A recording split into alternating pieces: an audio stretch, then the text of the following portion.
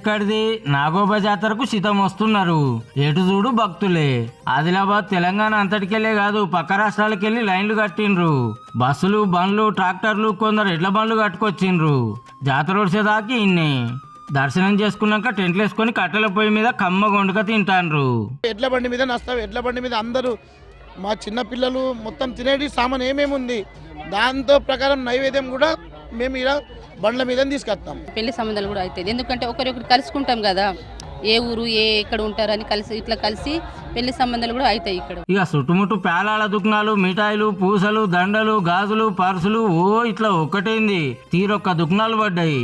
జాతరంతా తిరుక్కుంటా ఎవరికి నచ్చినాయాలు బేరం చేస్తున్నారు. ఆదివాసీలు తయారు చేసే ఇత్తడి దేవతల విగ్రహాలు, పూజా సామాన్లకు మంచి డిమాండ్ ఉంటది. 1000 రూపాయలు అలా దించుతారు, ఇంకా 1000 రూపాయలతో ఎక్కువ అవుతాయి అని దించుతారు. ఇక 800 700 ఇట్లా వస్తాయి సార్ మాకు. 1 లక్ష కమ్మకం.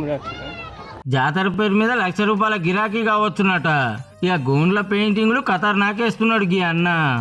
ఆదివాసీ దేవతలు, పనిముట్లు, గంగాజలానికి పోవుడు, ఆడిబిడ్డలు ఇప్పపూ తెచ్చుడు తీరొక్కటి ఉన్నాయి. అన్ని పెయింటింగ్స్ వేయడానికి నాకు 5 నెలలు 6 నెలలు పట్టింది. నేను ఊహించిన చిత్రాలు తక్కువ అంటే 25,000 దాకా ఉంటుంది. అప్పట్లో వాడిన పనిముట్లు, నగలు, ఆయుధాలు, ఇసులతోటి ఓ ఆర్ట్ గ్యాలరీ సుతబెట్టిండ్రు. పూర్ల కోసం తీరాటలు, రంగుల రాట్నం, కొనేటి, తినేటి, ఆడేటి. నాగోబా జాతర అంటే జాతరే పో.